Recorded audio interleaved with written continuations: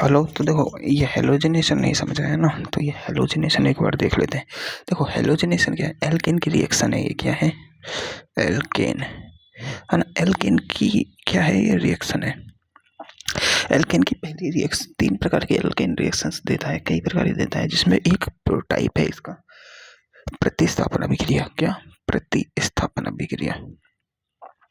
अब प्रतिस्थापन अभिक्रिया कई प्रकार की होती है। हेलोजिनेशन होता है ना, हेलोजनीकरण होता है, और नाइट्रीकरण होता है ना, और एक सल्फोनीकरण होता है। पर अपनी सिलेबस में क्या है? हेलोजनीकरण। क्या है? हेलोजनीकरण। देखो, ये नाइट्रीकरण और सल्फोनीकरण छोटे एल्केन का नहीं होता, बड़े एल्केन का होता है। अपने सिलेबस में भी नहीं है। तो देखो, हेलोजनीकरण समझो। हेलोजनीकरण क्या है? ये एक रिएक्शन है। क्या है? एक अभिक्रिया है। किसकी? एल्केन की। एल्केन रिएक्शन देता है। पहली बात तो एल्केन जो रिएक्शन देता है वो समझो, एल्केन को कहा जाता है पैराफिन। क्या कहा जाता है? पैराफिन। पैराफिन का मतलब होता है कि ये लगभग अक्रिय होता है। क्या होता है? अक्रिय। तो ऐसी कंडीशन में एल्केन का हेलोजनीकरण क्या होता है? हेलोजन का जुड़ना। क्या होता है? हेलोजन का जुड़ना। अब हेलोजन का जुड़ना देखो, इसमें रिएक्शन में होगा क्या? एल्केन लो, कोई भी, जैसे अपन को कोई भी एल्केन ली, आर एच। अब ये एल्केन है, इससे जुड़ा हुआ एच है, इसको ऐसे लिख सकते हैं CH3H, मेथेन का हेलोजनीकरण। हाँ, तो इसको अपन क्या भी लिख सकते हैं? CH4। ये भी मेथेन लिखने का तरीका है। ये मेथेन लिखने का तरीका क्या है? इसमें से H निकालेंगे अपन, इसलिए इस H को आगे लिखा है। ठीक है, ये बात समझ आई। तो देखो, मेथेन का जब हेलोजनीकरण कराते हैं तो उसमें क्या लेते हैं? Halogen X2। अब देखो, पहली बात तो ये एक अक्रिय होते हैं, तो नॉर्मल ताप पर तो रिएक्शन करेंगे नहीं, या तो परावैंगनी प्रकाश। तो एच में का मतलब होता है परावैंगनी प्रकाश, ultra UV light. UV light UV light कैसी होती है? ब्लू कलर की लाइट होती है। कैसी होती है? ब्लू कलर की। यूवी लाइट रिफ्लेक्शन वाला होता है ना, कोटिंग जैसे लेंसों पे आती है कि यूवी लाइट रिफ्लेक्टेड कोटिंग वाला लेंस है ये, है ना। तो वो वाली यूवी लाइट है ना। और या फिर याद हो इसे टेम्परेचर, हाई टेम्परेचर, है ना, तब उस रिएक्शन, नॉर्मल कमरे के ताप पे ये रिएक्शन नहीं होती है। इसमें क्या बनेगा कि ये H की जगह पे क्या आ जाएगा? CH3X लग जाएगा, और HX बाहर निकल जाएगा। HX क्या है? यहाँ पर एक एसिड है। क्या है? ये एसिड ये आयोडोकरण। ये हेलोजनीकरण में जो आयोडोकरण होता है ना, आयोडोनाइजेशन, आयोडीन का जुड़ना, उसमें ये एसिड बहुत काम आता है, बहुत इंपॉर्टेंट रोल निभाता है। देखो, ये बना क्या? Alkyl halide. एल्किल हैलाइड, या कह सकते हैं इसे हेलो एल्केन। ये एक हेलो एल्केन बनाने की विधि भी है। तो ये अपने अब जो चल आएगा नेक्स्ट चैप्टर, उसमें काम भी देगी। तो अब देखो, हेलोजनीकरण क्या होती है? ये जो हेलोजनीकरण अभिक्रिया होती है ना, इसकी मैकेनिज्म समझो ढंग से। क्या समझो? मैकेनिज्म।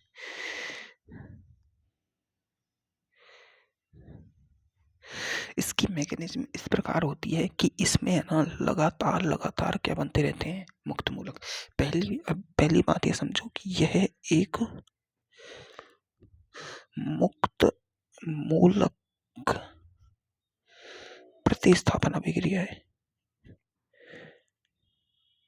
कैसी है? मुक्त मूलक प्रतिस्थापन अभिक्रिया है। कैसी अभिक्रिया है भाई? मुक्त मूलक प्रतिस्थापन अभिक्रिया है। इसमें ये जो मुक्त मूलक प्रतिस्थापन अभिक्रिया, मतलब इसमें मुक्त मूलक बनेंगे और प्रतिस्थापन होगा। ठीक है, देखो, होता ये है, जो मुक्त मूलक प्रतिस्थापन अभिक्रिया यानी FR free substitution, free radical substitution reaction, इसमें होगा क्या कि ये 3 पदों में पूर्ण होती है। पहला पद होता है प्रारंभन, दूसरा पद होता है संचरण, और तीसरा पद होता है इसका समापन, है ना। तो देखो, प्रारंभन पद क्या होता है? प्रारंभन पद इस रिएक्शन में स्टार्ट होता है हेलोजन से। किससे? हेलोजन से, इससे X2 से। X2 अपन ने मान लो यहाँ Cl लिया है, क्या ले लिया, Cl। तो Cl का जो परमाणु होगा Cl2, वो होता कैसे है, Cl और Cl, ठीक है। अब देखो ये इसके बीच में जो एक एक इलेक्ट्रॉन होते हैं ना, ये जो भी द्विअणुक अवस्था होती है, जैसे Na2Cl2 F2 Br2 I2 N2 है ना, O2, ये सारे के सारे अध्रुवीय अणु होते हैं, क्योंकि इनमें इसकी भी En 3.0 है और इसकी भी En 3.5 है, 3.5 तो दोनों की En बराबर है। तो ये क्या है, ये एक क्या है, अध्रुवीय अणु है। अब इनकी En बराबर है, तो इन दोनों जो इलेक्ट्रॉन है इन पर दोनों का बराबर हक है ना, इसमें से संयोजक बनते हैं। तो इसको समझो, जब इस पर h म्यू देंगे या टेम्परेचर देंगे, ताप देने से क्या होगा, इसका विखंडन होगा, उसके कहेंगे समांश विखंडन। ये किसी की उपस्थिति में नहीं हो रहा, अपने आप हो रहा है। किसकी उपस्थिति में, ताप के कारण, कोई और अणु की उपस्थिति में नहीं हो रहा, खुद अकेला हो रहा है। अब ये जब होता है तो इसके दो रेडिकल बनते हैं, क्या बनते हैं, दो रेडिकल, 2Cl डॉट बनते हैं।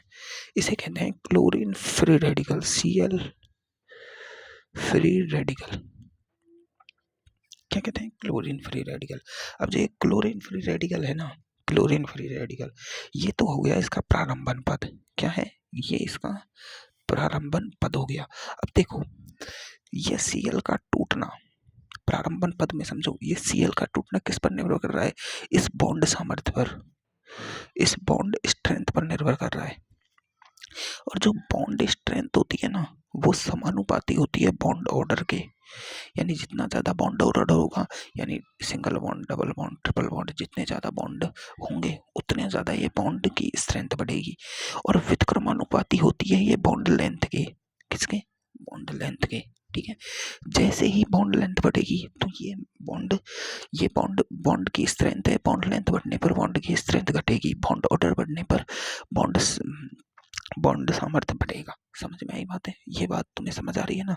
तो अब देखो यहाँ तुम एक एक बंद देखो, FF का बॉन्ड, Cl का बॉन्ड, Br का बॉन्ड, है ना, और I का बॉन्ड। इन सब में देखो सबसे ज्यादा बॉन्ड लेंथ किसकी है भाई, सबसे ज्यादा बॉन्ड लेंथ इसकी है। तो बॉन्ड लेंथ इधर बढ़ने पर बॉन्ड स्ट्रेंथ, देखो इधर जाने पर बॉन्ड लेंथ बढ़ रही है, तो जो बॉन्ड की स्ट्रेंथ है, वो जो बंद की ताकत है, वो क्या होगी, कम। अब जब जितना बॉन्ड कमजोर होगा उतना जल्दी टूटेगा। तो इस इधर से इधर जाने पर, यानी किसका आयोडीनीकरण, किसका प्रारंभन पद सबसे फास्ट किसका होगा, आयोडीनीकरण का। प्रारंभन पद सबसे फास्ट किसका होगा, आयोडीनीकरण का, बॉन्ड सामर्थ्य के हिसाब से। लेकिन ऐसा होता नहीं है, ऐसा होता नहीं है। कारण अब यहाँ एक और फैक्टर काम करता है। ये जब काम करता है, यह आइडियल कंडीशन में काम करता है, आइडियल कंडीशन में। लेकिन यहाँ इसके जो बाह्यतम कक्षक होते हैं, इसका जो देखो, इसकी साइज बहुत छोटी, इसकी साइज बड़ी, इसकी साइज और बड़ी, और इसकी साइज बहुत ज्यादा बड़ी, है ना। ये साइज इधर जाने पर बढ़ रही है, समझो। तो इसके बाह्यतम कक्षक होते हैं 7 इलेक्ट्रॉन। क्या होते हैं, 7 इलेक्ट्रॉन। इधर से इधर जाने पर इलेक्ट्रॉन डेंसिटी क्या हो रही है, कम। इस तरह से इधर देखो, यहाँ 7 इलेक्ट्रॉन ऐसे पड़े हैं, यहाँ इसके 7 इलेक्ट्रॉन बहुत नजीक नजीक, इधर थोड़े दूर दूर, इधर थोड़े दूर दूर, इधर इसके बहुत दूर दूर, बहुत दूर दूर, इधर बहुत दूर दूर। पता ही नहीं, आयोडीन को तो पता ही नहीं होता कि मेरे पास 7 इलेक्ट्रॉन भी है। तो इधर से इधर जाने पर बॉन्ड लेंथ तो बढ़ रही है, बॉन्ड लेंथ तो बढ़ रही है, पर एक और चीज घट रही है। क्या घट रही है, इलेक्ट्रॉन डेंसिटी, इलेक्ट्रॉन का घनत्व। अब एक बात समझो, इस फ्लोरीन के पास इलेक्ट्रॉन घनत्व ज्यादा है, मतलब इलेक्ट्रॉन इसके पास नेगेटिव चार्ज अगर ओवरऑल देखा जाए ना साइज के हिसाब से, तो बहुत ज्यादा है। देखो सब पे नेगेटिव चार्ज बराबर है, सब पे इलेक्ट्रॉन बराबर है, 7 इलेक्ट्रॉन। बाह्यतम कक्षा में 7 इलेक्ट्रॉन सब पे बराबर है। लेकिन इसने देखो 7 इलेक्ट्रॉन को इतनी जगह में, इसने इतनी, और आयोडीन ने इतनी जगह में घेर रखा है, तो 7 इलेक्ट्रॉन दूर दूर है, प्रतिकर्षण कम है। यहाँ प्रतिकर्षण बहुत ज्यादा है, यहाँ क्या है, रिपल्शन बहुत ज्यादा है, रिपल्शन बहुत ज्यादा है, तो इसका अणु टूटना बहुत आसान हो जाता है। तो ये बॉन्ड लेंथ यहाँ फैक्टर काम नहीं करता है, यहाँ फैक्टर काम करता है इलेक्ट्रॉन डेंसिटी। क्या काम करता है, इलेक्ट्रॉन डेंसिटी। तो इलेक्ट्रॉन डेंसिटी इधर जाने पे घट रही है ना, तो इधर जाने पर बॉन्ड स्ट्रेंथ बढ़ रही है। जितनी कम इलेक्ट्रॉन डेंसिटी होगी उतना ज़्यादा बॉन्ड स्ट्रेंथ होगा, बॉन्ड मजबूत होगा। और जितनी ज़्यादा इलेक्ट्रॉन डेंसिटी होगी, जितनी ज़्यादा इलेक्ट्रॉन डेंसिटी होगी उतना बॉन्ड स्ट्रेंथ कम होगी। तो इसकी बॉन्ड स्ट्रेंथ बहुत कम है। क्यों? क्योंकि इसके अंदर ही मतभेद, इस अणु के अंदर ही मतभेद बहुत ज़्यादा है। F2 के अंदर ही मतभेद बहुत ज़्यादा है। मतलब F2 खुद ही नहीं चाहता कि पास पास रहे, तो वो तो खुद ही टूटना चाहता है बेचारा। इसलिए समझ में आई? तो इसलिए जो क्रियाशीलता का सही क्रम होता है ना इसके टूटने का, ये हैलोजन के टूटने का जो क्रियाशीलता का सही क्रम होता है वो होता है F2 सबसे जल्दी टूटता है, फिर टूटता है Cl2, फिर टूटता है Br2, और सबसे वीक टूटता है I2। देखो, बॉन्ड लेंथ एक फैक्टर होता है, आइडियल कंडीशन में बॉन्ड लेंथ काम करता है, लेकिन यहाँ इलेक्ट्रॉन बहुत ज़्यादा है। ये एक अपवाद की श्रेणी में आ गया। किसकी में? अपवाद की। अगर कार्बन फैमिली की बात करी जाए, काशी, गाये, SN, PB, तो यहाँ पर जो इनका C2, SI2, Ce2, SN2, PB2 का टूटना है, जो इनका टूटना है यानी CC बॉन्ड का जो टूटना है वो सबसे ज़्यादा होगा ऐसे। इसका उल्टा क्रम हो जाएगा, इधर तो इधर है, इधर का तो इधर है, लेकिन इसमें इधर जाने पर क्या हो रही है? बॉन्ड लेंथ बढ़ रही है, या फिर उसे को ये बॉन्ड लेंथ बढ़ने को अपन क्या कह सकते हैं? साइज बढ़ना। क्या बढ़ना? साइज बढ़ना। साइज बढ़ना भी तो यही होती है। एक बात बताओ, दो अणु हैं, ये अणु और ये अणु, अब ये इसकी साइज बढ़ेगी तो इन दोनों के परमाणुओं की जो नाभिक है इनके बीच की दूरी बढ़ेगी। ये तो छोटे साइज के अणु है तो इनके परमाणुओं के नाभिक के बीच की दूरी छोटी है। ये बड़ा परमाणु है तो साइज बढ़ना या बॉन्ड लेंथ बढ़ना एक ही बात होती है। दोनों क्या बात होती है? एक ही बात होती है। फैक्टर जब काउंटिंग होती है तो उसमें समझ में आई बात है। तो यहाँ देखो, यहाँ नीचे जाने पर साइज बढ़ रही है या बॉन्ड लेंथ बढ़ रही है, तो बॉन्ड सामर्थ्य क्या हो रही है? वीक। तो सबसे जल्दी ये टूटेगा, फिर ये टूटेगा, फिर ये टूटेगा, ये टूटेगा, ये टूट पर यहाँ इलेक्ट्रॉन डेंसिटी, क्योंकि यहाँ इलेक्ट्रॉन बहुत ज़्यादा है, इनके पास जो इलेक्ट्रॉन घनत्व है वो बहुत ज़्यादा है, तो वो काम कर जाता है, यहाँ पर ज़्यादा फैक्टर काम करता है। तो ये जो F2 टूटता है बहुत फास्ट, तो इसका जो फ्लोरिनाइजेशन होता है ना, ये कैसा होता है? फ्लोरिन विस्फोटक होता है ये विस्फोटक। और ये बहुत मुश्किल से होता है, यानी बिगर ऑक्सीकारक के तो ये होता ही नहीं है, उत्क्रमणीय प्रकृति का होता है ना। और ये दोनों काम के हैं। तो ठीक है, पहला तुम्हें प्रारंभन पद समझाया, इसका समांश विखंडन होगा, और समांश विखंडन किस पे आधार पर होगा? Bond strength. और बॉन्ड स्ट्रेंथ पर नॉर्मली फैक्टर काम करता है बॉन्ड लेंथ या साइज, लेकिन यहाँ काम कर रही है इसकी इलेक्ट्रॉन डेंसिटी। अब देखो, ये जो बॉन्ड स्ट्रेंथ है ना वो कैसे काम करता है? ये बॉन्ड स्ट्रेंथ होती है ना वो अलग अलग जगह काम करती है। अगर तुम एक आवर्त में जाओ, देखो ये तो होता है एक आवर्त, और ये होता है एक वर्ग। एक वर्ग में ऊपर से नीचे जाओगे ना, वर्ग में, तो बॉन्ड स्ट्रेंथ को समानुपाती करो साइज के। किसके? साइज के। नॉर्मल कंडीशन में ये 17वें वर्ग की बात करना है, यहाँ इलेक्ट्रॉन डेंसिटी काम कर रही है ना। और अगर तुम एक आवर्त में जाओ, जैसे पहले आवर्त, दूसरा आवर्त, तीसरा आवर्त, चौथा आवर्त, पांचवा आवर्त, छठा आवर्त और सातवां आवर्त, ऐसे सातवें आवर्त में चलो तो तुम्हें EN फैक्टर काम में लेना है, बॉन्ड स्ट्रेंथ को समानुपाती करना है EN की, यानी EN बढ़ी तो बॉन्ड स्ट्रेंथ बढ़ेगी। ठीक है, तो अपन को ये नॉर्मल मतलब इनऑर्गेनिक केमिस्ट्री में काम आते हैं ये। तो यहाँ इलेक्ट्रॉन डेंसिटी समझ आया तुम्हें? ये बात तुम्हें समझ आ गई है ना। अब देखो, ये तुम्हें समझ आ गया कि पहला पद क्या होगा, इसका समांश विखंडन होगा, ये हो गया। अब पहला पद समझ आ गया, अब आगे चलो।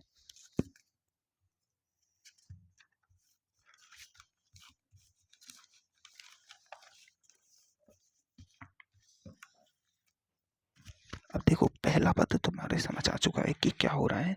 सबसे पहले Cl है, उसका क्या हो रहा है? समांश विखंडन, और उससे बन रहे हैं ताप की उपस्थिति में, उससे बन रहा है Cl.2। ठीक है, ये पहला पद हो गया अपना प्रारंभन। अब जो इसमें से जो Cl डॉट है, एक Cl डॉट जो उपस्थित क्या है? CH4 मेथेन उपस्थित है ना। जो CH4 जो मेथेन उपस्थित है, ये मेथेन होती है ना, ये मेथेन CH3 और H के रूप में होती है। ये ऐसे हो गई, ये बॉन्ड हो गया इसका, है ना। अरे इसको सही से लिख लो, CH3 और H। अब जो ये एक में से एक Cl डॉट यहाँ आएगा, ये क्या है? एक मुक्त मूलक है। क्या है, ये एक मुक्त मूलक है। अब ये मुक्त मूलक जैसे ही इसके संपर्क में आता है ना, है ना, इसके संपर्क में आता है तो ये इस कप में से इस H को लेने की कोशिश करेगा, क्योंकि इसकी EN क्या है, यहाँ पर EN फैक्टर काम करेगा ज़्यादा, इस कार्बन की EN कम, तो इसकी तो 2.5 ही होती है, इसकी तो 3.5 है, तो ये इसकी पावर से इसको H को खींचेगा अपनी तरफ। ये एट इसको ये इलेक्ट्रॉन जाएगा, है ना। देखो तीर का निशान जो लगाया जाता है ना, वो हाई इलेक्ट्रॉन से लो इलेक्ट्रॉन की तरफ लगाया जाता है हमेशा। यानी जैसे यहाँ पॉजिटिव चार्ज है, यहाँ नेगेटिव चार्ज है, तो अटैक कौन कर रहा है, अपन को लगता है कि पॉजिटिव चार्ज अटैक कर रहा है, लेकिन हकीकत में ऐसे तीर होता है, ठीक है। तो अब देखो इलेक्ट्रॉन यहाँ है, इलेक्ट्रॉन यहाँ नहीं है, तो ये इलेक्ट्रॉन इधर जाएगा, ये इस पर अटैक करेगा। अटैक किया, इसमें से ये क्या कराएगा, इसका समान से विखंडन, दो दो इलेक्ट्रॉन है, क्योंकि इसे सिर्फ एक इलेक्ट्रॉन की जरूरत है, Cl डॉट को एक इलेक्ट्रॉन की जरूरत है, ये एक इलेक्ट्रॉन लेगा और यहाँ समान से विखंडन कराएगा, विखंडन कराएगा, और ये होगा क्या, इससे यहाँ CH3 डॉट बन जाएगा, है ना, प्लस H डॉट, और Cl डॉट तो था ही पहले से, है ना, ये हो गया। अब इसमें से ये जो H डॉट और Cl डॉट है ना, ये दोनों आपस में बॉन्ड बना लेंगे, कैसे, इसका H का डॉट और ये Cl का डॉट, ये बन गया HCl, क्या बन गया, HCl। अब HCl एसिड बन चुका है, कोई काम का नहीं है। अपने पास क्या बचा, ये CH3 डॉट। अब देखो यहाँ हुआ क्या है, ये संचरण पद है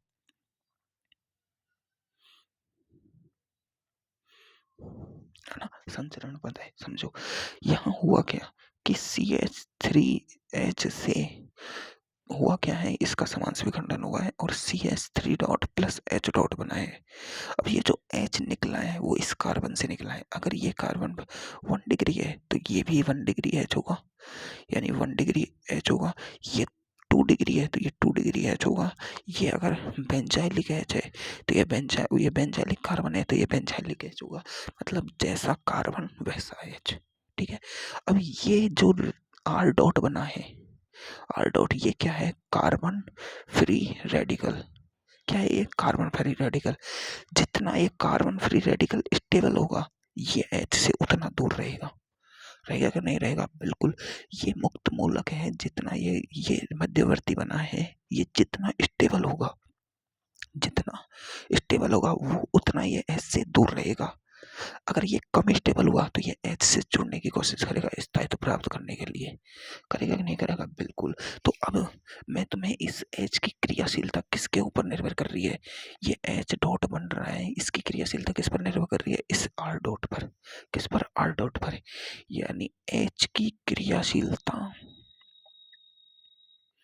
क्रियाशीलता सीधे डिपेंडेंट है मध्यवर्ती का स्थायित्व पर, और मध्यवर्ती क्या है यहाँ पर, ये कार्बन फ्री रेडिकल के स्थायित्व पर, यानी मध्यवर्ती R डॉट के स्थायित्व पर, है ना। ये R डॉट जितना स्थायी होगा उतना ये H क्रियाशील होगा, ठीक है। सी देखो, इसकी क्रियाशीलता अपन समझ चुके हैं, एक तो इस पर फैक्टर निर्भर कर रहा है, एक इस पर निर्भर कर रहा है। अब इसकी R डॉट का स्थायित्व तुम पढ़ चुके हो ना, बिल्कुल पढ़ चुके हो, तुम्हें बस इतना समझ आना चाहिए। मैं तुम्हें यहाँ बता देता हूँ कि बेंजाइलिक H होता है, बेंजाइलिक H यानी बेंजाइल कार्बन से निकला हुआ H होता है, वो ज़्यादा स्टेबल होता है due to allylic H, due to 3rd degree H, और ये होता है 1 डिग्री, 2 डिग्री और 1 डिग्री H, ठीक है। ये सब ऐसे होते हैं। बेंजाइल कार्बन क्या होता है, बेंजाइल होता है ये वाला, ये होती है CH3, है ना, ये होता है बेंजाइल, है ना, बेंजाइलिक। अब इसमें से एक H निकाल दो CH3 में से, तो ये बन जाता है CH2 dot plus H dot. ये जो बना है ये तो है बेंजाइलिक मुक्त मूलक, क्या बना है, बेंजाइलिक मुक्त मूलक, और जो इससे निकला है ये है बेंजाइलिक H। तो इसकी क्रियाशीलता सबसे स्टेबल होगी, क्योंकि जो ये मुक्त मूलक बना है बेंजाइलिक, ये मुक्त मूलक यहाँ जाएगा और यहाँ रेजोनेंस, इस बेंजीन रिंग से रेजोनेंस के कारण स्टेबिलिटी प्राप्त कर लेगा, तो ये ज़्यादा स्टेबल हो गया इसका, ये इसलिए ये ज़्यादा क्रियाशील है, समझ में आई। तो ये क्रियाशीलता का क्रम तुम्हें समझ आता है। ऐसे ही एलाइलिक H क्या होता है कि CH2 डबल बॉन्ड CH3, ये होता है एलाइल, इसमें से निकाल दो एक H, CH2 dot plus H dot, ये H होता है, ये H डॉट होता है एलाइलिक H। जो ये बना है ये देखो पाई बॉन्ड सिग्मा और मुक्त मूलक, ये एक रेजोनेंस की कंडीशन है, ये भी रेजोनेंस के कारण स्टेबल होता है। फिर 3rd डिग्री 2 डिग्री ये तो हम जानते ही है। जो इसके अलावा एक और H होता है उसे कहते हैं विनाइलिक H। विनाइलिक H क्या होता है कि CH2CH है ना, और इस पर लग CH2 है ना, ये और इससे निकाल दो तुम, इससे निकाल दो क्या तुम, एक है H, CH2CH डॉट है ना, प्लस यहाँ H डॉट, ये होता है विनाइलिक H। देखो पाई बॉन्ड के ऊपर लॉन पेयर, पाई बॉन्ड के लॉन पेयर वहाँ अनस्टेबल, ये अनस्टेबल है, क्या है, अनस्टेबल है, इन सबसे अनस्टेबल है, ये सबसे लास्ट में आएगा विनाइलिक, क्या आएगा सबसे लास्ट में, ठीक है। ये तुम्हें पता है, तो तुम्हें मैंने देखो वो क्रियाशीलता भी बता दी, तुम्हें H की क्रियाशीलता बता दी, X2 की भी क्रियाशीलता बता दी, और तुम्हें संचरण पद भी समझा दिया, ठीक है। देखो पहला पद क्या था, पहले पद में Cl टूट रहा था प्रकाश की उपस्थिति में और Cl डॉट बना रहा था। दूसरे पद में क्या हुआ कि CH3H है जो Cl डॉट के संपर्क में आते ही CH3 डॉट प्लस HCl बना रहा था। अब जो ये CH3 डॉट है ना, ये जो CH3 डॉट है ये आगे पता है क्या करता है, ये आगे इस रेडिकल से काम नहीं करता है। अगर इसने इस रेडिकल से क्रिया कर ली, इसमें से देखो एक तो यहाँ आ गया, बचा एक Cl डॉट, अगर ये दोनों आपस में रिएक्शन कर लें तो ये बना देंगे CH3Cl, और अब कोई रेडिकल बचेगा नहीं, तो ये रिएक्शन यहीं समाप्त हो जाएगी। लेकिन ऐसा नहीं होता है इस पद में, इसमें होता क्या है कि ये जो CH3 डॉट होता है, CH3 डॉट अगले Cl2 अणु के पास आता है, क्या आता है, अगले Cl2 अणु के पास आता है। ये देखो ये पद भी होता है, ये पद भी होता है, लेकिन ये पद भी होता है, कौन सा, ये वाला। देखो रिएक्शन की होने की अथाह संभावनाएं होती हैं। ये एक बीकर है, इसमें लाखों करोड़ों मॉलिक्यूल है, कौन कैसे रिएक्शन करता है उसका कैसे पता चले, किसको रोकने वाला है, कोई नहीं है भाई। एक ही बीकर में 10 तरह की रिएक्शंस होती हैं, अपन को अपनी रिएक्शन चाटनी है, क्या चाटनी है, अपनी रिएक्शन, और अपन को वह रिएक्शन दिखानी है जो सबसे ज़्यादा स्थायी होती है, सबसे ज़्यादा स्थायी होती है और सबसे ज़्यादा काम की होती है, वो रिएक्शन समझानी है, ठीक है। तो अब ये इस Cl2 से क्या करेगा, इस Cl2 के जो Cl अणु है, ये CH3 डॉट इसके पास आएगा और इसमें से इसके एक इलेक्ट्रॉन को लेके चला जाएगा और यहाँ ये बना देगा CH3Cl प्लस एक Cl डॉट। अब ये जो Cl डॉट है ना, ये क्या देगा, ये Cl डॉट है ना, ये Cl डॉट अब फिर दोबारा से अपने पास खाली हो गया, ये Cl डॉट वापस इसके पास जाएगा CH3 के पास, देखो CH3H, और अब वापस क्या आ गया, Cl डॉट, ये आ गया एक और Cl डॉट। अब ये Cl डॉट क्या करेगा, दोबारा इसको CH3 डॉट प्लस HCl बना देगा, फिर से ये आ गया, ये वापस क्या करेगा, CH3 डॉट, फिर से Cl के अणु के पास जाएगा, ये गया Cl के अणु के पास, फिर से इसको एक को लेके भाग जाएगा, फिर यहाँ CH3Cl बन जाएगा, फिर Cl डॉट आ जाएगा, फिर ये Cl डॉट क्या जाएगा, वापस जाएगा और ये CH3CH से ये CH3 बना देगा, ये CH3 डॉट फिर दोबारा वापस आएगा, ये ऐसे चलती रहेगी, कब तक चलती रहेगी, अनंत समय तक चलती रहती है। अगर अनंत क्रियाकारक हो तो अनंत समय तक चलती रहती है, तो ये मुक्त मूलक प्रक्रिया चलती रहती है। अब देखो समापन क्या होता है, देखो समापन भी इस रिएक्शन का लगातार होता रहता है। समापन क्या है, यही समापन है। देखो इस रिएक्शन में दो तरह के डॉट है, एक तो CH3 डॉट, एक Cl डॉट, ये दो डॉट है। देखो इस रिएक्शन का समापन क्या होता है, इस रिएक्शन का समापन नहीं होता है हकीकत में, ये रिएक्शन समाप्त तब होगी जब कंप्लीट प्रोडक्ट बन जाएगा। ये मुक्त मूलक अभिक्रियाओं की खासियत होती है, इसका समापन लास्ट की ही रिएक्शन का होगा। अगर वो लास्ट की रिएक्शन में CH3 डॉट मिलके क्या बना रहे हैं, CH3 ये, या Cl डॉट, या Cl डॉट मिलकर लास्ट में बनाते हैं Cl2, या CH3 और डॉट प्लस Cl डॉट मिलके बनाते हैं CH3Cl। ये लास्ट की एक रिएक्शन है, ये इसका समापन नहीं किया कराया अपन ने, ये लास्ट की रिएक्शन है। इसका जैसे ये बी कर लिया, इसमें 1000 अपन ने Cl2 लिया और 1000 CH4 लिए, तो ये रिएक्शन लास्ट में होगी ना, जो रिएक्शन की एक रिएक्शन बताई है अपन ने, इसका समापन होता लास्ट में है बिल्कुल। अब इसको जल्दी रोकें, मतलब अपन को 20% प्रोडक्ट चाहिए इससे, बस मतलब आधे से पहले में रोकना है, तो अपन को क्या करना होगा, इसमें एक ऐसा डॉट डालना होगा जो, यानी इसमें अपन को मुक्त मूलक डालने होंगे, क्योंकि देखो ये मुक्त मूलक है, ये भी मुक्त मूलक है, दो प्रकार के मुक्त मूलक है, और ये मुक्त मूलक से ही रिएक्शन करते हैं। क्या करते हैं, मुक्त मूलक से ही रिएक्शन करते हैं। क्या करते हैं भाई, मुक्त मूलक से ही रिएक्शन करते हैं। तो जो ऑक्सीजन होती है ना, ऑक्सीजन O2, ये नॉर्मली उपलब्ध भी होती है अपने पास, है ना। तो O2, जैसे O2 की वीबीटी के अनुसार, वीबीटी जो वैलेंसी बॉन्ड थ्योरी होती है ना, इनऑर्गेनिक में पढ़ते हैं अपन, है ना, उसके अनुसार O2 की संरचना ये होती है। लेकिन MOT के अनुसार, जो MOT मॉलिक्यूलर ऑर्बिटल थ्योरी होती है, उसके अनुसार O2 होता है ऐसे।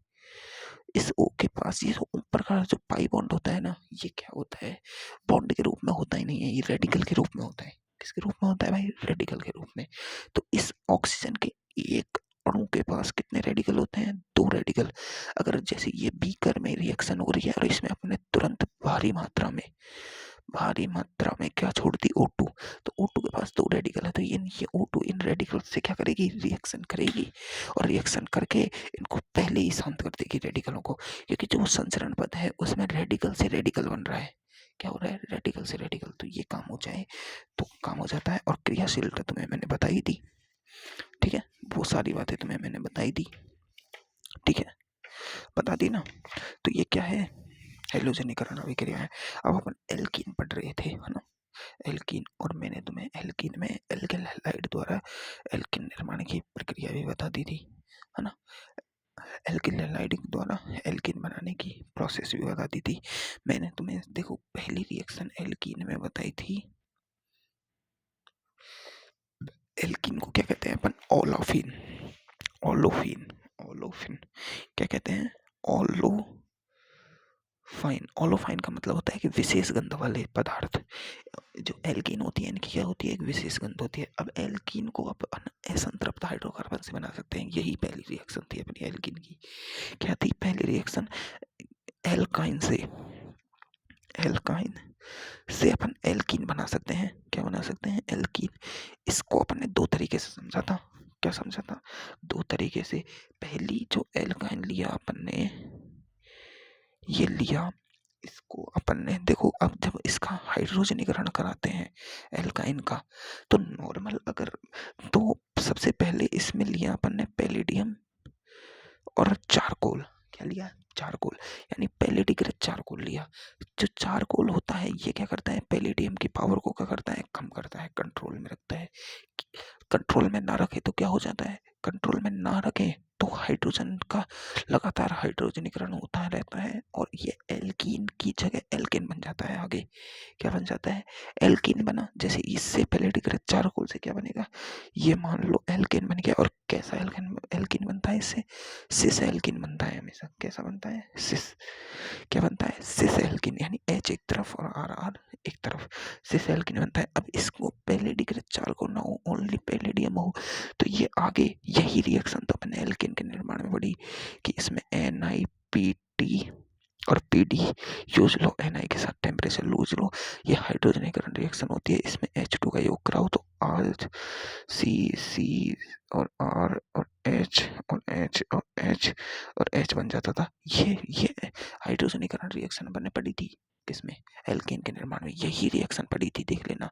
तो अब इसमें PD पैलेडियम के साथ चारकोल लेने से क्या फायदा हुआ, तो चारकोल है इसकी पावर को कम कर देता है, इसे आगे अपचयित होने से बचा देता है। हाइड्रोजन का जुड़ना क्या होता है, अपचयन, तो आगे ये अपचयित नहीं हो पाती है, तो यही बन जाता है अपना। एक और तरीका होता है इसको करने का, ये होता है सोडियम लो प्लस लिक्विड अमोनिया ले लो, sodium plus liquid ammonia, sodium plus liquid ammonia लेने से क्या बन जाता है, RC डबल बॉन्ड और H और R और H, ये बन जाता है एक ट्रांस एल्कीन। इससे बनता है सिस, इससे बनता है ट्रांस। ये पैलेडियम चारकोल है, इसे लिंडलार रिएजेंट भी कहते हैं। क्या कहते हैं भाई, लिंडलार रिएजेंट। क्या कहते हैं भाई, लिंडलार रिएजेंट।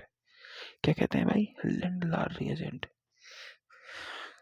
इसे कहते हैं लिंडलार। फिर रिएजेंट पैलेडियम चारकोल, इसके साथ साथ और भी चीज़ें होती है पर अपने एनसीईआरटी में यही है बस। क्या है, यही। इसके साथ BaSO4 भी होता है, क्यूनेलिन भी होती है। तो देखो ये कोई काम की नहीं है। फिर मैंने तुम्हें अगली रिएक्शन पढ़ाई एल्किल डाइहैलाइडों से। क्या होते हैं, एल्किल हैलाइड से। किससे, एल्किल हैलाइड। तो वो एल्किल हैलाइड की मैंने जब तुम्हें रिएक्शन बताई तो मैंने इसमें तुम्हें बहुत सी चीज़ें बताई। उस रिएक्शन को मैं दोबारा तो बता नहीं सकता, फिर भी मैं तुम्हें एक रिकैप करा देता हूँ। जो एल्किल हैलाइड होता है ना, ये कार्बन होता है, ये X होती है, ये H होता है, ये H होता है, ये H होता है, ये H होता है, ये H होता है। एल्किल हैलाइड है ये। क्या है, CH3Cl, CH3CH2X। क्या है ये, CH3CH2X है। इसको मैंने बस खोल के लिखा है। ये एक एल्किल हैलाइड है। इसकी एक स्ट्रॉन्ग बेस की उपस्थिति में रिएक्शन कराओ। किसकी उपस्थिति में, स्ट्रॉन्ग बेस, है ना। इसे स्ट्रॉन्ग बेस कह रहे हैं यहाँ पर। और मैं तुम्हें ना आगे वाले चैप्टर में तुम्हें समझाऊंगा। आगे वाले में क्या है यार, यही बताना पड़ेगा मुझे तुम्हें। बस इतना समझ लो कि देखो, जो न्यूक्लियोफाइल होता है ना, वही बेस होता है। क्या होता है, बेस। ये दोनों एक ही बातें हैं। क्या है, एक ही बातें हैं। देखो, अपन क्षार, अगर लुईस क्षार की बात करी जाए तो क्या होता है, लुईस क्षार होता है जो इलेक्ट्रॉन युग्म प्रजाति होती है ना, वो लुईस क्षार होता है। और न्यूक्लियोफाइल क्या होता है, नाभिक स्नेही भी इलेक्ट्रॉन धनी प्रजाति होता है। दोनों एक ही होती है। देखो, एक OH नेगेटिव है जो बेस भी हो सकता है और न्यूक्लियोफाइल भी हो सकता है, दोनों हो सकता है। ठीक है। अब ये कब बेस बनेगा, कब न्यूक्लियोफाइल बनेगा, तो ये समझो। जो ये बेस क्या होता है, बेस होता है जो H प्लस को अपना लोन पेयर दे। जो अपना लोन पेयर या नेगेटिव चार्ज है वो किसको दे, H प्लस को। तब तो ये बेस की तरह व्यवहार करेगा। अगर H प्लस के अलावा, हाइड्रोजन के अलावा किसी और तत्व को दे, जैसे कार्बन को दे रहा है, फ्लोर सल्फर को दे रहा है ना, फॉस्फोरस को दे रहा है, इनके अलावा किसी और तत्व को दे, तो यही बेस किसकी भांति व्यवहार करता है, न्यूक्लियोफाइल की भांति। अब यहाँ देखो, मैं जो बात कर रहा हूँ, इसमें जो रिएक्शन में मैंने जो OH नेगेटिव लिया है, ये क्या है, एक बेस है। बेस की तरह कार्य क्यों कर रहा है, क्योंकि ये H प्लस को लेके जाएगा। किसको लेके जाएगा भाई, H प्लस को लेके जा रहा है।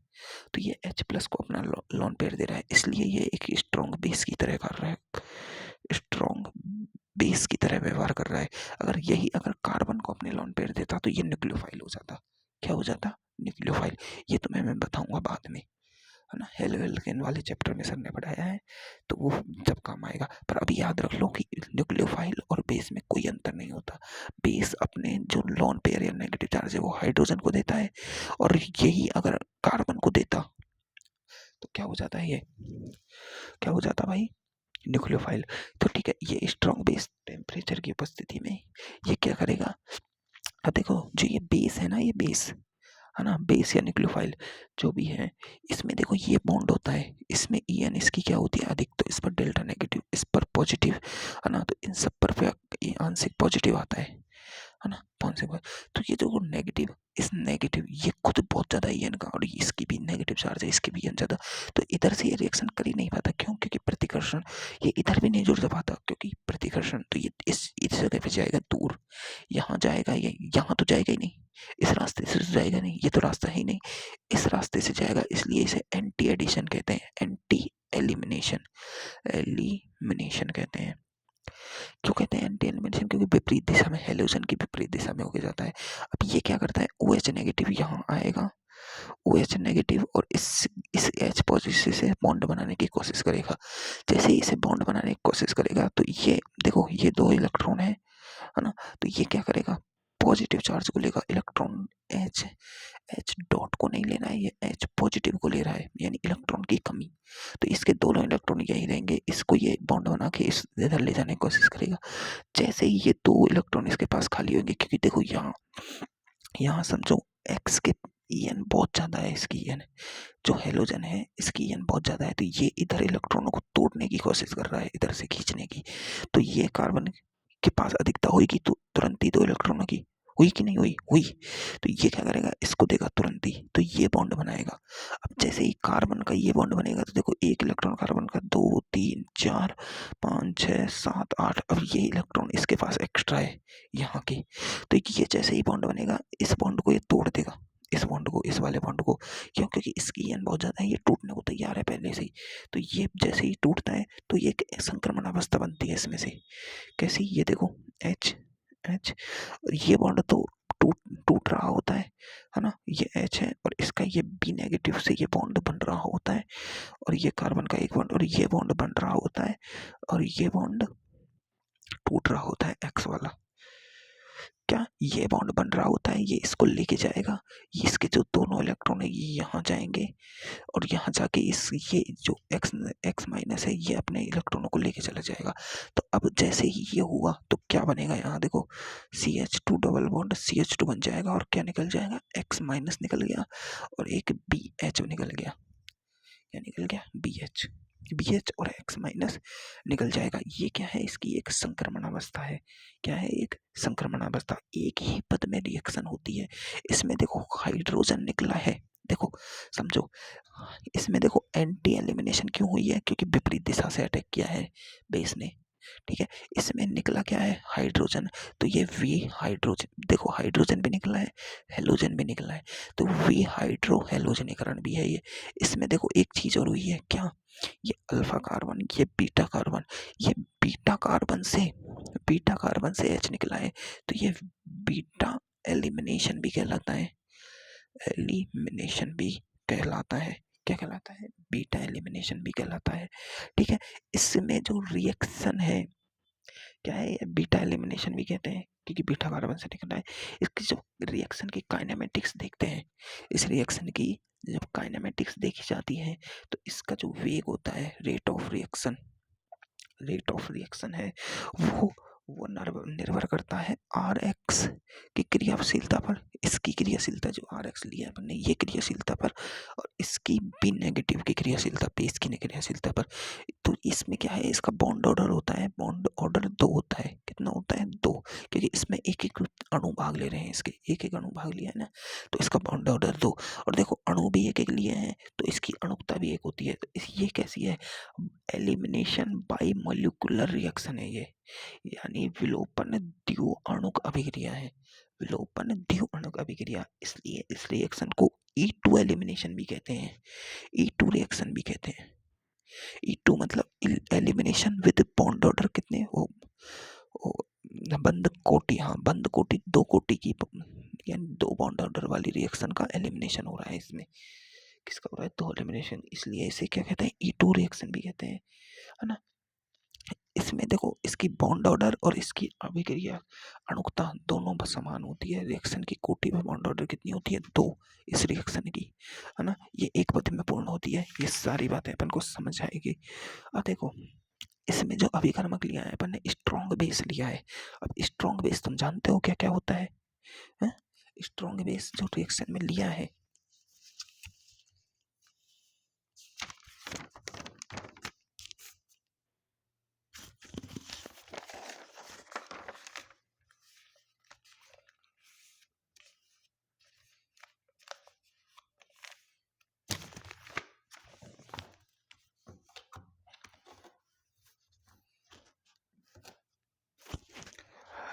हेलो। तो देखो अब जो स्ट्रॉन्ग बेस होता है ना इस रिएक्शन में, जो स्ट्रॉन्ग बेस मतलब रिएजेंट अभिकर्मक लिया है अपन ने, अभिकर्मक जो लिया है वो क्या है भाई? Strong base. क्या है? Strong base. देखो स्ट्रॉन्ग बेस तो पहले तो ये होता है LiOH KOH, है ना, और अपना NaOH, हेलिना एना की RbOH CSOH, ये सारे मतलब क्षार धातु होते हैं ना, उनके तो सारे हाइड्रोक्साइड क्या होते हैं, स्ट्रॉन्ग बेस।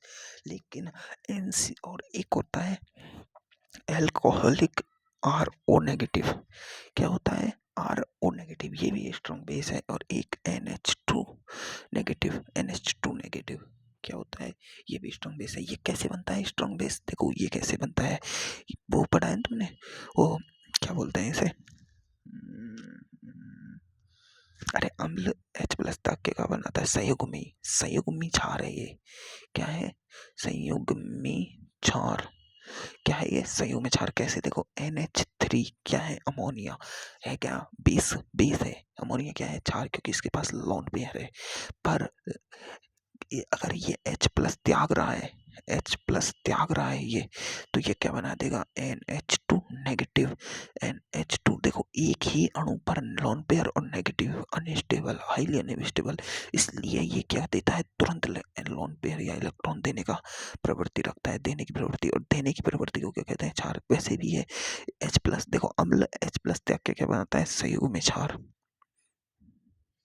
इसलिए ये एक हाईली स्ट्रॉन्ग बेस की तरह कार्य करता है। और इन ये सब तो होते हैं, अपन को पता है, एक ये याद रखने का है। और एक ये याद रखो, एल्कोहलिक KOH, एल्कोहलिक KOH, जो एल्कोहलिक KOH होता है ना, ये बड़ा काम का है भाई, ये पूरी ऑर्गेनिक केमिस्ट्री में काम का है। क्या काम का है भाई, बहुत काम का है। एल्कोहलिक KOH कहीं भी इसे H+ दिख जाए, H दिख जाए, तो ये इस H को लेके भाग जाता है। इसकी खासियत क्या है भाई, ये H को लेके भाग जाता है। जैसे ये एक CH4 है, तो ये दिख गया इसको, अगर एल्कोहलिक KOH बढ़ दिया ना, तो ये CH3 नेगेटिव बना देगा, प्लस H+ लेके भाग जाएगा। ये क्या करता है, एल्कोहलिक KOH इतना स्ट्रॉन्ग बेस होता है, इतना स्ट्रॉन्ग बेस होता है कि H को लेके तुरंत भाग जाता है। क्या करता है, H को लेके तुरंत भाग जाता है। और मैंने तुम्हें अभी बताया कि बेस वह होता है जो अपने लोन पेयर या नेगेटिव चार्ज H+ को दे, यानी H+ को लेके आए, है ना। तो हाइड्रोजनीकरण मतलब ये हमेशा क्या करता है, विहाइड्रोजनीकरण कराता है, ये हमेशा विहाइड्रोजनीकरण कराता है। समझ आई बात में, बिल्कुल समझ आई होगी। अब देखो स्ट्रॉन्ग बेस समझ आ गया तुम्हें, एल्कोहलिक के जो अपना NCERT का मेन चीज है अपनी, ये याद रखनी है। अब देखो इस रिएक्शन की क्रियाशीलता की बात कर ले, देखो क्रियाशीलता की बात करी जाए इस रिएक्शन की, तो इसमें देखो दो चीजें काम आ रही है। एक तो स्ट्रॉन्ग बेस, स्ट्रॉन्ग बेस की क्रियाशीलता क्या होगी भाई, वो तो तुरंत टूटता है, उसकी क्रियाशीलता निर्भर नहीं करेगी। स्ट्रॉन्ग तो पूरा टूटेगा भाई, वो तो टूटेगा ही, सीधी सी बात है। अब यहाँ पर जो क्रियाशीलता मेन निर्भर कर रही है, वो निर्भर कर रही है भाई RX पर। ये क्या है, एल्किल हैलाइड। अपन इस एल्किल हैलाइड को जानते हैं कि एल्किल हैलाइड, ये एल्किल ग्रुप होता है, ये ग्रुप होता है प्लस आई ग्रुप। क्या होता है, प्लस आई, इलेक्ट्रॉन देने का काम करना है, इलेक्ट्रॉन दाता ग्रुप है। और अपन जानते हैं कि ये होते हैं इलेक्ट्रॉन लेने वाली प्रजाति। एक्स क्या होती है, इलेक्ट्रॉन लेने वाली प्रजाति, है ना, क्या होती है, इलेक्ट्रॉन लेने वाली प्रजाति। तो इसके जो इसमें से देखो, इसमें से होगा क्या, इसमें से इसमें से देखो समझो, इसकी रिएक्शन जब अपन बेस से कराते हैं, BS नेगेटिव से, तो एक संक्रमण अवस्था बनती है बीच में। क्या बनती है, संक्रमण अवस्था। उस संक्रमण अवस्था को दोबारा बनाओ, तो ये जो संक्रमण अवस्था होती है, ये होती है ऐसी, ये इसमें से ये बॉन्ड तो टूट रहा होता है, ये डबल बॉन्ड बन रहा होता है, ये H टूट रहा होता है, ये H H H, और ये BH बन रहा होता है। तो इसमें देखो ये जो डबल बॉन्ड वाली प्रजाति है, यानी एक ऐसी प्रजाति है जो डबल बॉन्ड गुण रखे। कैसी, ये एल्कीन गुण रखने वाली, एल्कीन गुण रखने वाली संक्रमण अवस्था है, और यही मध्यवर्ती है। अब ये एल्किल गुण रखने वाली इस मध्यवर्ती जितनी स्थायी होगी, है ना, जितनी ज्यादा स्थायी होगी उतनी ज्यादा इसकी क्रियाशीलता होगी। सीधी बात है, ये जितना स्टेबल होगा, देखो मध्यवर्ती जितना स्थायी होता है, रिएक्शन उतनी फास्ट होती है। क्या होती है, रिएक्शन उतनी फास्ट होती है, वो तुम्हें पता है अच्छे से। तो इसमें देखो सीधी सी बात है, कौन सी मध्यवर्ती ज्यादा स्थायी होगी, तो देखो एल्कीन गुण रखने रखने वाली मध्यवर्ती है ये। अब देखो इसको जैसे टूट रहा है तो ये, जब ये टूट रहा है ना भाई, है ना, ये जब टूट रहा है तो ये एल्किल गुण रखने वाली प्रजाति बन रही है। इसकी स्टेबिलिटी होती है, देखो सीधी बात है, 3rd डिग्री एल्किल हैलाइड होता है, 3rd डिग्री, वो फिर 2 डिग्री RX, फिर 1 डिग्री RX, है ना। इसमें सबसे ज्यादा स्टेबल ये होता है। अब तुम कहोगे क्यों होता है भाई? हम्म,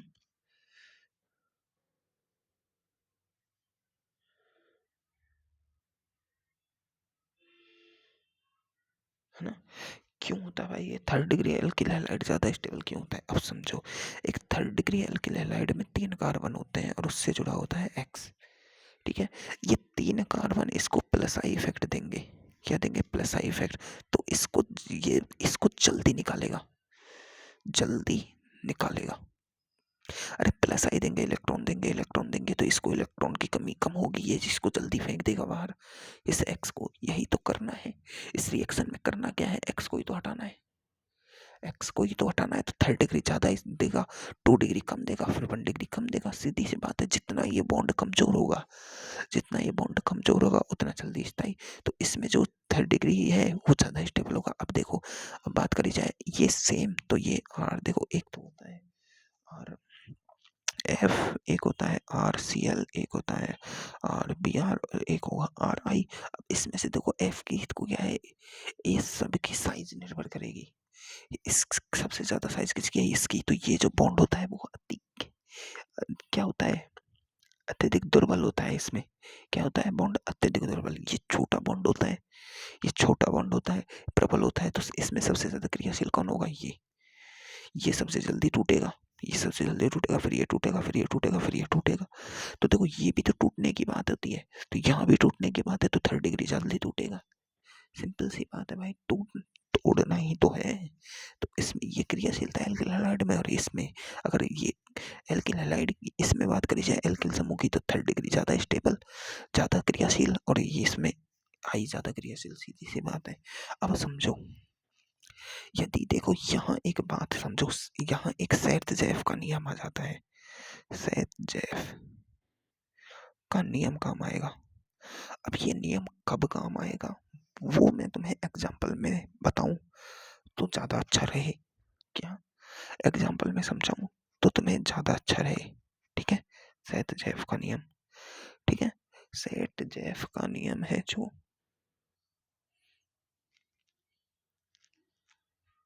नियम है वो मैं तुम्हें एक एग्जाम्पल से बताऊं तो तुम्हें ज्यादा समझ आए। तो देखो, देखो एनसीईआरटी में अपने पास क्या है, सिर्फ रिएक्शन कराने के लिए अल्कोहलिक KOH है, और कोई बेस इसने लिया ही नहीं है एनसीईआरटी ने। तो अब देखो मैं एक रिएक्शन करा रहा हूँ, क्या करा रहा हूँ भाई, रिएक्शन करा रहा हूँ, ठीक है। तो मैं तुम्हें एक एग्जांपल ले रहा हूँ, बढ़िया एग्जांपल है, समझना, थोड़ा दिमाग लगाना भाई इसका। तो इससे जैव का नियम भी हो जाएगा और अपना ये काम भी हो जाएगा एग्जांपल का। CH3 CH2 CH3। देखो मेरी बात समझो, एक नॉर्मल लिया मैंने CH3 CH2Br, ठीक है, और इसको अल्कोहलिक KOH की उपस्थिति में रिएक्शन कराई। तो देखो ये अल्फा कार्बन, ये बीटा कार्बन का H निकलेगा, अपन को पता है। तो CH2 बन जाएगा, प्लस H2 बाहर निकल जाएगा, ये इथिलीन बन जाएगी या एथीन बन जाएगी। इसमें कोई भी सेट जेफ का नियम नहीं लगेगा, क्योंकि कोई लगाने की जगह ही नहीं है भाई। अब देखो सेट जेफ का नियम यहाँ लगेगा, कैसे लगेगा भाई समझो। अब देखो ये है Br, ये कौन सा कार्बन हो गया, जिससे कोई प्रतिस्थापी समूह, कोई भी क्रियात्मक समूह लगा होता है, वो होता है अल्फा कार्बन। ये अल्फा कार्बन से जुड़ा हुआ बगल का कार्बन होता है बीटा कार्बन। तो यहाँ एक बीटा कार्बन ये है और एक बीटा ये है, इसे बीटा डैश कह देते हैं। दोनों बीटा कार्बन है, क्या है भाई, दोनों बीटा कार्बन है। ये गामा कार्बन है, ठीक है, ये गामा वाला कार्बन है, ठीक है। अब समझो यहाँ क्या है, अपन पढ़ रहे हैं बीटा एलिमिनेशन, यहाँ से यानी या तो इससे H निकलेगा या इससे H निकलेगा, सीधी सी बात है। एल्कोहलिक KOH होगा, इसमें से या तो इसका जो CH2H निकलेगा या इसका CH निकलेगा। अब देखो H निकलता तो विपरीत साइड का है, अपन को पता है, पर रिएक्शन करा रहे हैं अपन, कोई मैकेनिज्म थोड़ी पढ़ रहे हैं। अपन को पता है कि निकलता तो ये वाला H है भाई, L एंटी साइड का, इसके एंटी साइड का निकलेगा, पर अपन रिएक्शन कराते हैं। देखो एक बार तो या तो ये निकलेगा इसमें से, या निकलेगा ये, दोनों बन सकते हैं। अब यही साइड से अपने अपना नियम दिया, तो देखो क्या हो सकता है, अगर मैं इस H को निकालूँ इसको, तो यहाँ बनेगा ये प्रोडक्ट, समझो CH3 CH double bond CH, है ना, और CH3, समझ में आई बात है। यहाँ बन रहा है ये प्रोडक्ट, ठीक है। अगर मैं इस H को निकालूं, क्योंकि दोनों बीटा कार्बन है, बीटा एलिमिनेशन पढ़ रहे हैं अपन, दोनों बीटा कार्बन है, तो यहाँ बनेगा ये प्रोडक्ट CH3 CH2 CH2, नहीं CH2, ठीक है। अब सेट जेफ ने ये कहा है कि इन दोनों में से बनेगा कौन सा आखिरकार।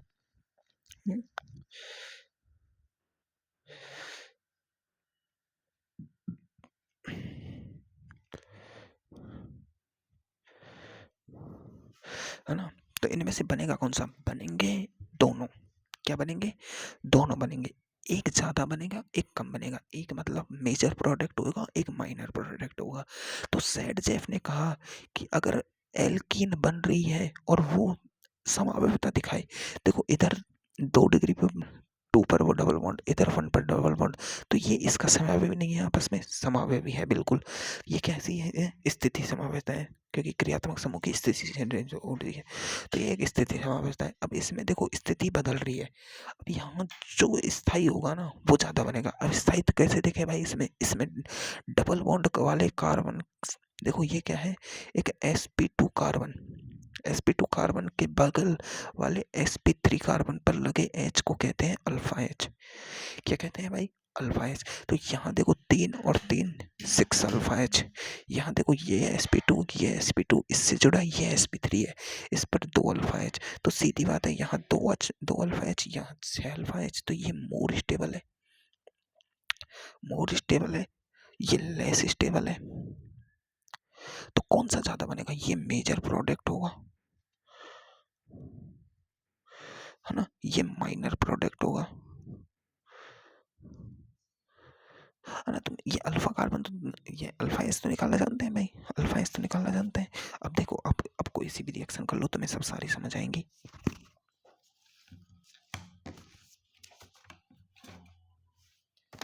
अब देखो, अगर अपन बात करें ये इस वाली रिएक्शन की,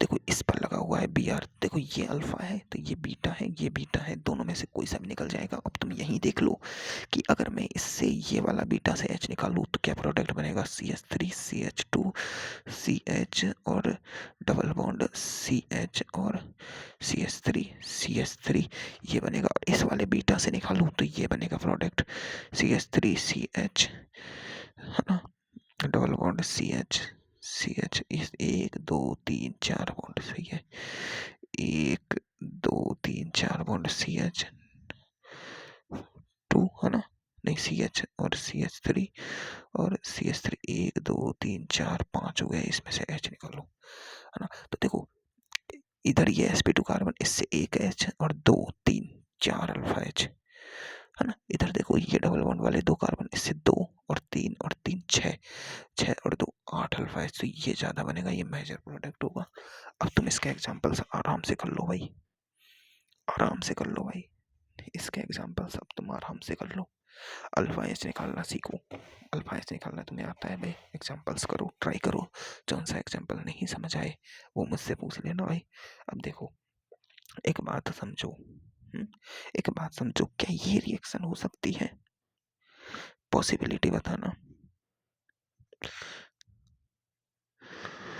क्या ये रिएक्शन पॉसिबल है, बताओ। इससे क्या एल्कोहलिक KOH की उपस्थिति में क्या ये रिएक्शन होगी, नहीं होगी, क्यों, क्योंकि देखो ये अल्फा कार्बन, ये बीटा कार्बन, ये गामा और ये गामा, बीटा कार्बन पर H ही नहीं है, तो बीटा एलिमिनेशन करोगे किसका, बीटा एलिमिनेशन करोगे किसका भाई, नो रिएक्शन, ये रिएक्शन नहीं होगी। आगे का एग्जांपल लो, आगे का एग्जांपल लो, देखो देखो ये वाला है,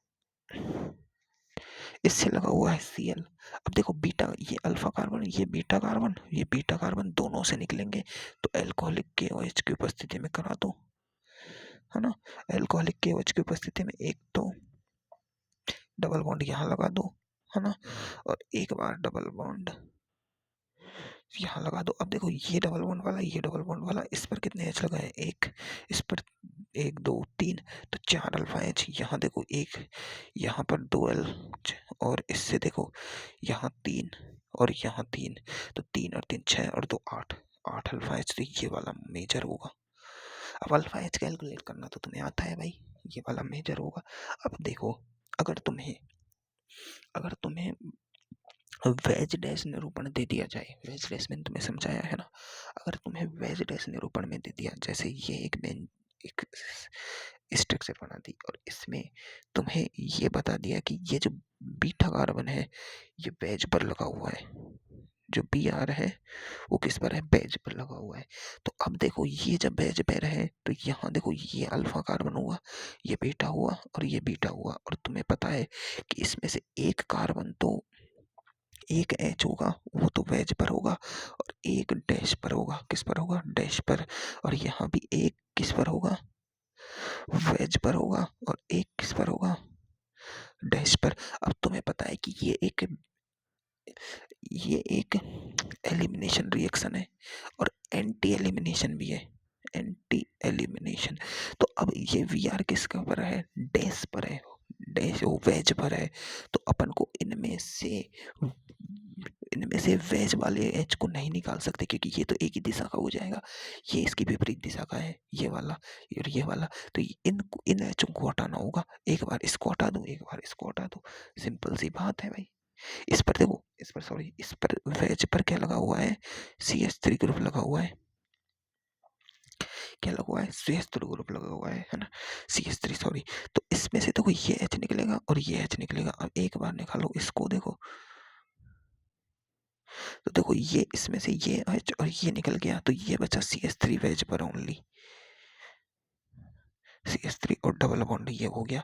एक प्रोडक्ट बनेगा इसमें ये वाला, जिसमें ये CH3 भी होगा, ये H भी होगा डैश वाला, और यहाँ प्रोडक्ट निकलेगा, नहीं यहाँ नहीं बनेगा डबल बॉन्ड, यहाँ बनेगा, सॉरी यहाँ, क्योंकि ये H और ये भी यहाँ निकाल रहा हूँ एक बार, तो ये H निकालूंगा तो ये H बचेगा। तो देखो इधर कितने अल्फा H, यहाँ देखो 2 डबल बॉन्ड, तो 2 डबल बॉन्ड के ये कार्बन तो sp2 इससे जुड़ा है, ये sp3, इस पर देखो 3 अल्फा H, 3 और एक 4, और इस पर कितने हैं 2, तो देखो 3 4 5 6, 6 अल्फा H, और यहाँ देखो ये डबल बॉन्ड से जुड़ा है, ये sp3 एक 3 और यहाँ 2, 3 2 5 और इस 2 से 7। तो देखो इधर 6 अल्फा H, इधर 7 अल्फा H, तो ये वाला मोइजर होगा। लेकिन अब कंडीशन समझो, यही है एग्जाम्पल मैं इसे दूं, और देखो यहाँ अब वेज डैश नहीं बनाना है, सॉरी मैंने यहाँ वेज डैश कर दिया, लेकिन अब ये वेज डैश नहीं होगा, ये अब वेज डैश नहीं होता है डबल बॉन्ड आने से, क्योंकि कार्बन sp2 होने से वेज डैश खत्म हो जाता है। ये बात सॉरी मैंने तुम्हें बताई नहीं, मतलब sp2 कार्बन हो जाता है ना, तो वेज डैश की प्रॉब्लम खत्म हो जाती है। वेज डैश सिर्फ sp3 कार्बन में होता है, ये संभाव्यता में अपन पढ़ चुके हैं, सॉरी मैंने गलती कर दी। अब देखो यही एग्जाम्पल समझो कि ये वेज पर लगा हुआ है Br, है ना, वेज पर लगा हुआ है, और यहाँ देखो यहाँ डैश पर CH3 लगा हुआ है ना, और यहाँ ये क्या है, वेज पर H है और डैश पर H है, और यहाँ वेज पर H है। तो बताओ कौन सा H निकलेगा, सिर्फ ये वाला H बनेगा, एक ही प्रोडक्ट बनेगा, क्योंकि यहाँ डैश पर H ही नहीं है। ये जो बीटा कार्बन है ये बीटा है, क्योंकि ये तो गामा वो है अल्फा कार्बन, ये बीटा कार्बन पे, इस पे तो वेज पर है, वो डैश पर है H, लेकिन इस पर डैश पे नहीं, वेज पे ओ वेज पर है, और ये भी वेज पर है, ये एंटी एलिमिनेशन है, तो ये भी यार इस H को नहीं लेके जाएगा, सिर्फ ये प्रोडक्ट बनेगा। तो यहाँ मेजर माइनर कुछ नहीं, यहाँ सिर्फ ये प्रोडक्ट बनेगा, और इधर क्या होगा, एक H होगा और इधर CH3 होगा। अब मैंने वेज डैश क्यों नहीं लगाया, क्योंकि sp2 कार्बन में वेज डैश नहीं होते, वेज डैश नहीं होते। तो अब समझ आया तुम्हें ये रिएक्शन, बिल्कुल अब समझ आई होगी, बिल्कुल अब ये बनेगा ही नहीं, ये ये वेज वाला एच निकलेगा ही नहीं, ठीक है, आप समझ आएगा। अब देखो तीसरी रिएक्शन इसकी है विनाइल विजिन डाई, यानी डाई हैलाइडों से बनाना है अपन को। क्या क्या बनाना है भाई, एल्किन बना रहे हैं ना।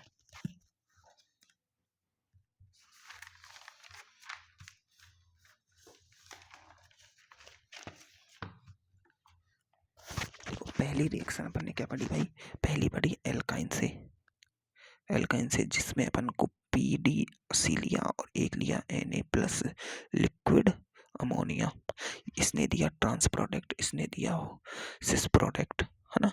ये क्यों लिया, ताकि इसकी क्रियाशीलता कम हो जाए। दूसरी लिया अपन एल्किल हैलाइड से, एल्किल हैलाइड से अपन ने जीत ली जो एक एलिमिनेशन रिएक्शन थी, एक E2 रिएक्शन थी, एक एंटी एलिमिनेशन रिएक्शन थी, एक वी हाइड्रो हैलोजनीकरण रिएक्शन थी, जो भी पढ़ी है अपन ने।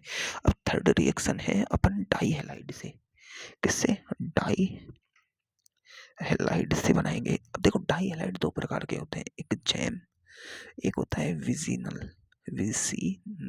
देखो जैम जैम डाई हैलाइड क्या होता है कि C और इसमें सिर्फ एक ही कार्बन पर X हो, एक ही, मतलब C और इस पर ही 2X हो, या इस पर हो एक पर ही, मतलब इस पर हो, मतलब हो सिर्फ एक पर ही, किसी पर भी हो पर एक पर हो, ठीक है। जेमिनल क्या होता है कि इसमें जो C है वो एक पर नहीं दो पर होते हैं, या तो इस प्रकार हो या C या इस प्रकार हो, पर होंगे किधर, दो पर। तो इसमें सिर्फ अपन को ये वाला विसिनल डाइहैलाइड काम आएगा, ये वाला काम नहीं आता है। ये विसिनल नहीं है, टर्मिनल डाइहैलाइड है, क्योंकि टर्मिनल कंडीशन पर है। क्या है, टर्मिनल पर है। विसिनल ये होता है, तो ये विसिनल डाइहैलाइड काम आएगा इस रिएक्शन में, ठीक है। विसिनल जेमिनल काम नहीं आएगा, विसिनल आएगा। तो देखो विसिनल डाइहैलाइड ये तो बहुत आसान है, अपन को क्या करना है, इन दोनों एक्स को हटा देना है, और ये डबल, ये इसका एक लोन पेयर बचेगा, एक लोन पेयर बचेगा, ये दोनों बॉन्ड बना लेंगे, ये बन जाएगी अपनी एल्केन। सीधी सी बात है, इसमें तो कोई लफड़ा करना ही नहीं है। ये रिएक्शन होती भी बहुत बहुत नॉर्मल रिएक्शन है। ये क्या है, ये एक जेमिनल डाइहैलाइड है, ओविसिनल सॉरी। इसमें क्या लेना है अपन को, Zn को लेना होता है। क्या लेना होता है, Zn को। क्या लेना होता है अपन को, Zn को लेंगे ना, Zn को, तो ये Zn क्या करेगा, ये Zn+2 आएगा यहाँ, और +2 ये एक एक इसको लेके चला जाएगा, और ये बना देगा C और ये ZnX2। देखो इस क्या निकला है, ये C आ गया, ये निकल गया। इसमें से Zn है जो किसमें टूटेगा, Zn+2 प्लस दो इलेक्ट्रॉन है वो यहाँ चले जाएंगे, काम आ जाएंगे इनके, नहीं आएंगे, काम नहीं आएंगे ये Zn+2 दो इलेक्ट्रॉन। तो देखो इसमें सीधा एग्जांपल लो, CH2 और ये Br, ये छोटी सी रिएक्शन है यार। इसमें Zn लिया और ताप क्यों दिया, ताप ताकि ये Zn+2 में टूटे भाई, टूटना भी तो है Zn को। इसमें CH2 डबल बॉन्ड CH2 बन जाएगा, और ZnBr2 बन जाएगा अपना, क्या बन जाएगा, ZnBr2 बन जाएगा। सीधी सी रिएक्शन है यार, छोटी सी है, मुझे नहीं करानी है। अब चौथी रिएक्शन जो इम्पोर्टेंट रिएक्शन है भाई, ये काम देखो। चौथी रिएक्शन जो इम्पोर्टेंट रिएक्शन है, देखो एल्कोहलों के निर्जलीकरण द्वारा एल्कीन का निर्माण। अब अपन पढ़ेंगे मेन रिएक्शन है, ये चौथी रिएक्शन है, और ये बहुत बड़ी रिएक्शन भी है और काम की रिएक्शन भी है, ठीक है। इसमें मतलब बड़ा कुछ नहीं है, रिएक्शन तो छोटी सी है, पर जो इससे बन रहा है ना वो काम का है भाई, है ना। अगर तुम्हें कार्बोकेटाइन का रीअरेंजमेंट करना आता है ना, तो ये रिएक्शन बड़ी सिंपल रिएक्शन हो जाती है। तो रिएक्शन क्या है, by dehydration of alcohol, by dehydration of alcohol, alcohol के निर्जलीकरण से अपन को ये रिएक्शन करानी है ना, एल्केन का निर्माण कराना है। तो एल्कोहल क्या होती है, वही CH3CH2OH, ये क्या है, एथेनॉल है। इसी को तो अपन ठूंसते हैं, पीते हैं, है ना। तो अब एथेनॉल ले लो, ये अपन ने एथेनॉल ले ली। अब मैं सिर्फ उसी अणुओं को दिखा रहा हूँ जो काम का है। डिहाइड्रेशन क्या है, इसमें से H2O निकल जाएगा। अब H2O निकलेगा, H2O निकल रहा है, जल की कमी हो रही है, और ये निकलता कैसे है भाई, इसके लिए जो अभिकर्मक होता है वो होता है कंसंट्रेट H2SO4। देखो कंसंट्रेट लिया है, ये याद रखने की बात है, यहाँ पर ने डाइल्यूट H2SO4 नहीं लिया है। अगर डाइल्यूट H2SO4 हुआ तो वो उसमें पहले से ही पानी होता है, पहले से ही वो तरल अवस्था में होता है, तो वो काम काम का नहीं होता है इस रिएक्शन के लिए, ठीक है। वो कंसंट्रेट H2SO4 चाहिए होता है अपन को, ठीक है, प्लस H2O, ठीक है, ये रिएक्शन हो जाती है, ठीक है। छोटी सी रिएक्शन है, कोई काम की नहीं है, कहीं से भी H2O निकाल दो और एल्कीन बना दो। अब इसकी जो मैकेनिज्म होती है ये बड़ी कमाल की मैकेनिज्म होती है, बड़ी सिंपल सी मैकेनिज्म होती है और बड़ी कमाल की मैकेनिज्म भी होती है, ठीक है। अब देखो इसमें अपन को हमेशा कंसंट्रेट ही लेनी है चीज़ें, यानी जो भी H2SO4 ले रहे हैं, यानी जो भी रिएक्टेंट ले रहे हैं वो अपन को कंसंट्रेट ही लेना है। कारण कारण उसमें जल की कमी होनी चाहिए, अगर जल की अधिकता उसमें हुई तो वो जल निकालेगा नहीं। समझ में आई बातें? तो इसकी मैकेनिज्म में देखो H2SO4 है ना, वो कंसंट्रेट लिया है, तो ये H2SO4 टूटता कैसे है, H2H 2H plus plus SO4 - 2 में टूटता है, इसमें टूटता है ये, है ना, टूटता है। तो देखो ये क्या है, देखो अम्ल H प्लस तक के क्या बनाता है, बेस, ये एक बेस है और ये H प्लस है अपने पास, ठीक है। तो होगा क्या, सबसे पहले समझो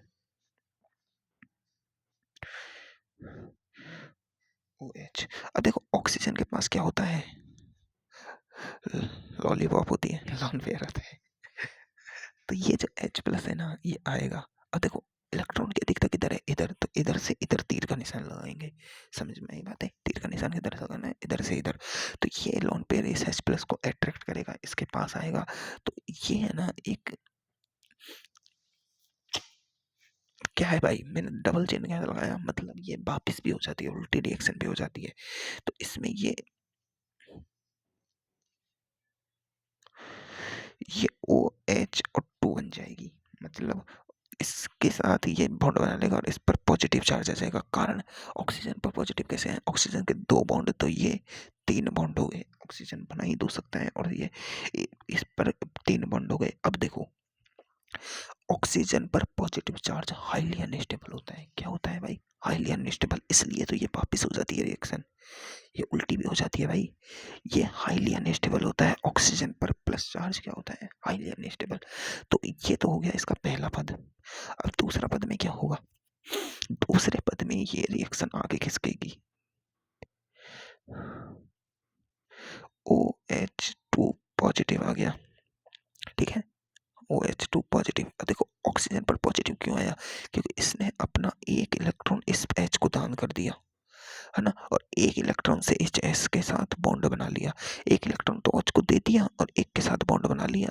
तो अब इसके पास देखो कितने हुए, 1 2 3 और 4 और 5 और 6 और 7 और एक इलेक्ट्रॉन इस H को दे दिया, तो एक इलेक्ट्रॉन की कमी, इसलिए इस पर पॉजिटिव चार्ज, ठीक है, ये आ गया OH2 पॉजिटिव। अब देखो ये क्या होगा, इसको लेके भागेगा। अब ये लेके भागना भी निर्भरता है भाई, ये अनस्टेबल है तो इसको लेके भागेगा, किसको, ये ऑक्सीजन के पास क्या होती है, ऑक्सीजन बहुत ज्यादा विद्युत ऋणी है, 3.5 होती है इसकी, ऑक्सीजन की। तो ये इलेक्ट्रॉन को खींच लेगा, किससे, कार्बन से, एच तो आगे जुड़ गया इससे, और जुड़ते ही ये क्या करेगा, कार्बन से इलेक्ट्रॉन खींचेगा। ये H यहीं पर है भाई अपना, है ना, और ये कार्बन, अब ये कार्बन बेचारा बेबस है इसके सामने, क्योंकि 2.5 EN कम है भाई, बेबसी है, बेबसी है, बहुत ज़्यादा कम है, EN बहुत ज़्यादा कम है, 2.5 होती है, 2.3 होती है यार, पता नहीं, जो भी है, मतलब कमी होती है।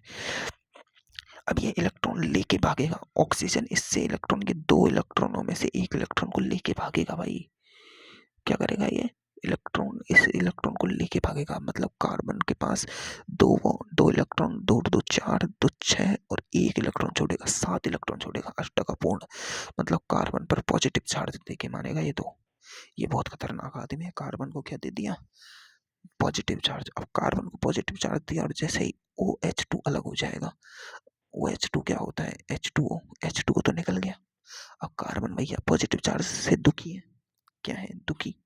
अब देखो, अब बताओ कार्बन की EN होती है हाइड्रोजन से हल्की सी ज़्यादा, इसकी 2.1, इसकी 2.5, तो ये इलेक्ट्रॉन हल्के से इसकी तरफ झुके हुए होते हैं, तो एक इलेक्ट्रॉन तो इसके पास है ही है, एक इलेक्ट्रॉन और है जो झुका हुआ है, अब इसके पास अधिकतम पॉजिटिव की कमी, इलेक्ट्रॉन की कमी, तो ये इलेक्ट्रॉन इधर जाएगा, शिफ्ट होगा और ये H प्लस निकल जाएगा।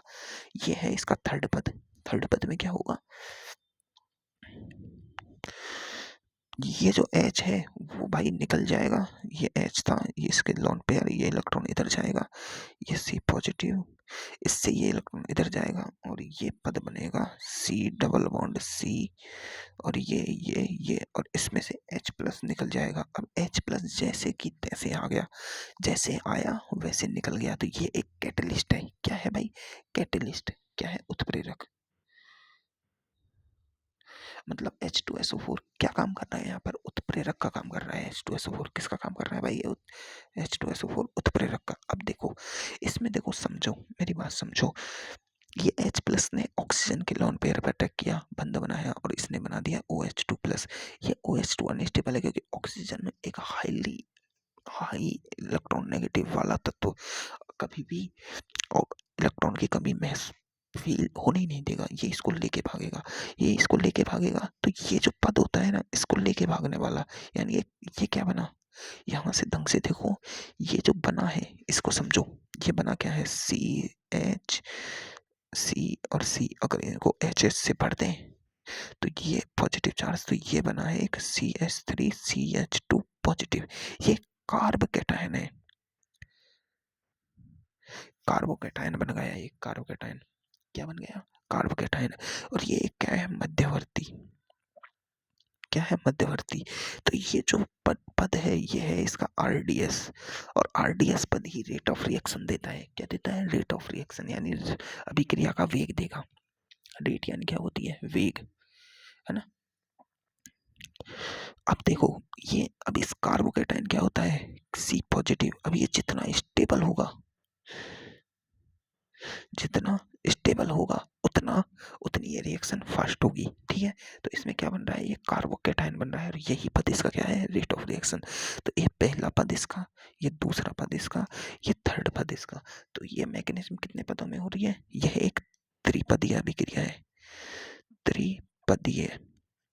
देखो रिएक्शन हुई क्या, सबसे पहले H प्लस, H2SO4 ने H प्लस दिया, H प्लस ने ऑक्सीजन के लोन पेयर पर रख किया, लोन पेयर से बॉन्ड बना के OH2 बना दिया, OH2 में पॉजिटिव चार्ज आया तो अनस्टेबल, तो ये पॉजिटिव चार्ज ये इसको लेके भागा, इसके कार्बन पे पॉजिटिव चार्ज को इस इलेक्ट्रॉन ने संतुलित किया, तो ये H प्लस निकल गया और ये एल्कीन बन गई, सीधी सी बात है। अब ये जितना स्टेबल होगा उतनी रिएक्शन फास्ट होगी, ठीक है। हम्म? देखो इसका पहला पद क्या हुआ, पहला पद क्या हुआ, इसमें H प्लस जुड़ा है, यानी H प्लस क्या होता है? प्रोटॉन का जुड़ना। क्या है? H प्लस का जुड़ना। तो पहला पद है इसका प्रोटॉन का जुड़ना, मतलब प्रोटोनीकरण करण। दूसरा पद क्या है? इसमें से देखो हाइड्रोजन निकला है, हाइड्रोजन निकला है और कार्बोकैटायन बना है। क्या बना है? कार्बोकैटायन बना है। तो कि इसमें क्या है? मध्यवर्ती का निर्माण, इस पद को कह सकते हैं मध्यवर्ती निर्माण, या कह सकते हैं कार्बोकैटायन का निर्माण, या इसमें अपन कह सकते हैं H2O का वी हाइड्रोजनीकरण, डिहाइड्रेशन पद भी कह सकते हैं, क्योंकि इसमें से H2O निकला है बाहर। क्या निकला है? इसको डिहाइड्रेशन स्टेप भी कह सकते हैं, डिहाइड्रेशन स्टेप। तो इसमें से इसको ज़्यादा मान्यता दी जाती है क्योंकि इसमें कार्बोकैटायन बन रहा है और ये बहुत काम का होता है, इसलिए कार्बोकैटायन निर्माण इस पद को कहते हैं, है ना। तीसरा पद क्या है? तीसरा पद में हाइड्रोजन निकला है भाई, और हाइड्रोजन को निकलने को क्या कहते हैं? विहाइड्रोजनीकरण। क्या कहते हैं? विहाइड्रोजनीकरण। और यहाँ पर H प्लस के रूप में हाइड्रोजन निकला है, तो इसको कहेंगे विप्रोटोनीकरण। तो तीन पद है, प्रोटोनीकरण, कार्बोकैटायन का निर्माण और विप्रोटोनीकरण। तीन स्टेप में ये प्रोसेस पूरी होती है। अब देखो इस रिएक्शन की बल गति की RDS सब पद से आती है, और RDS पद कौन सा है? ये वाला पद RDS है इसका। तो इस RDS पद को लिखो, जा रहा है, रुक जा। तो ये क्या है? इसका रिएक्शन बल गति की देख लें इसकी।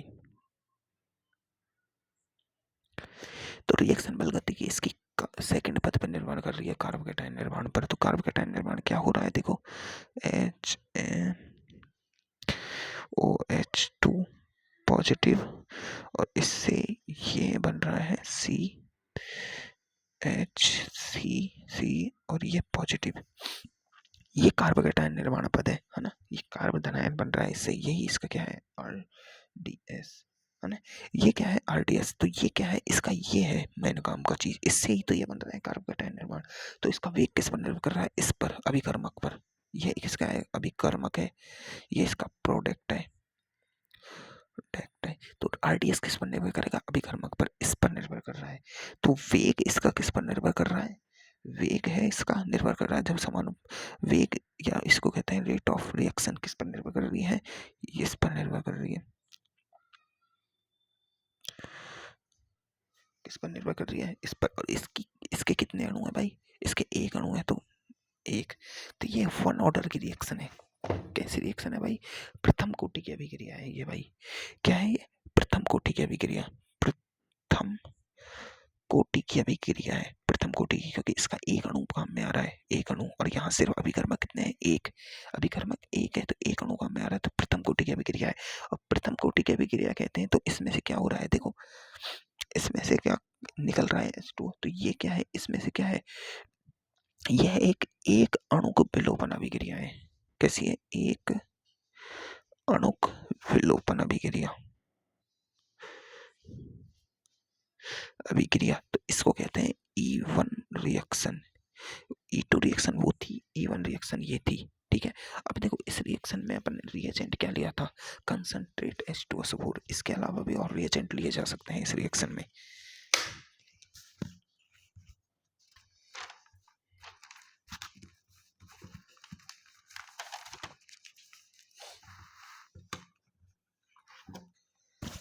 इस रिएक्शन में इसके अलावा भी रिएजेंट लिए जा सकते हैं। देखो इसमें जो रिएजेंट है,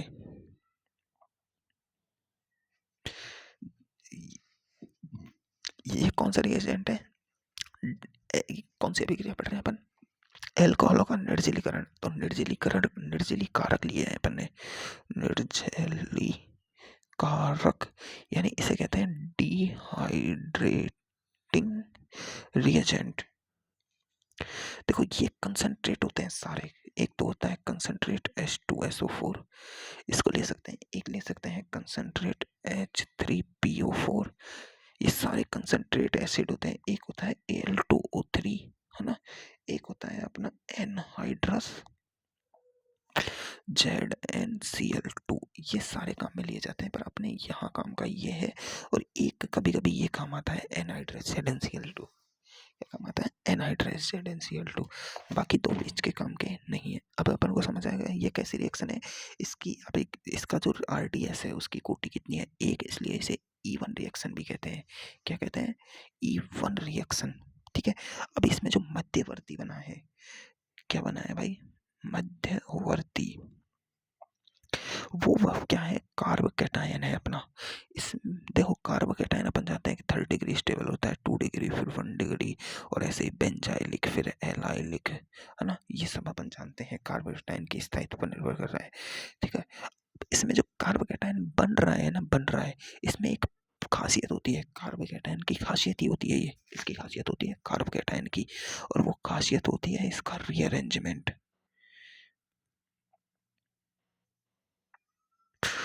क्या होता है, रीअरेंजमेंट, यानी पुनर्विन्यास। जो कार्ब कैटायन होता है ना, वो पुनर्विन्यास करता है, और पुनर्विन्यास कैसे करता है वो अपन अब कल पढ़ेंगे। अगर देखो तुम अगर समझना चाहो तो मैं तुम्हें अभी भी समझा सकता हूँ। कार्ब कैटायन, देखो कार्ब कैटायन का पुनर्विन्यास क्या होता है कि इसमें जो कार्ब कैटायन बना है, इसमें या तो H+ है ना, हाइड्राइड समूह, H समूह, या CH3 मिथाइल ग्रुप, इनकी क्या होती है, शिफ्टिंग होती है ना। पर हमेशा अपन को इनकी इनकी क्या होती है, शिफ्टिंग होती है। क्या होती है, शिफ्टिंग, यानी शिफ्ट होते हैं। पर हमेशा एक बात याद रखना है, अपन को जब भी शिफ्टिंग करानी है, मान लो मैंने या एक बार पहली बार शिफ्टिंग कराई, तो उससे जो मतलब ये था, और यहाँ मैंने इसकी H की शिफ्टिंग करा के ये बना दिया, तो ये जितना स्थायी है उससे ज़्यादा ये स्थायी होना चाहिए हमेशा। जैसे इससे फिर आगे मैं अगर इसकी शिफ्टिंग करा रहा हूँ, आगे इसकी शिफ्टिंग करा रहा हूँ, तो इससे ये स्थायी होना चाहिए। आगे और बार शिफ्ट करा रहा हूँ तो इससे ये स्थायी होना चाहिए। मान लो कि मैंने शिफ्टिंग कराई इसकी ये, है ना, तो इससे ये कम स्थायी बन गया, या बराबर स्थायी बन गया, उतना ही स्थायी बना, है ना? तो ये शिफ्टिंग नहीं होगी, चाहे इससे आगे का कितना भी स्थायी हो जाए, वो कोई फ़र्क नहीं पड़ा, पर यही स्टेप पे शिफ्टिंग रुक जाएगी। मतलब इससे हमेशा अगला जो बन रहा है वो ज़्यादा स्थायी होना चाहिए। क्या होना चाहिए? ज़्यादा स्थायी होना चाहिए, हमेशा, ठीक है? ज़्यादा स्थायी होना चाहिए, ठीक है? तो अब देखो, एक अब मैं तुम्हें रीअरेंजमेंट करके सिखाऊँगा, ठीक है?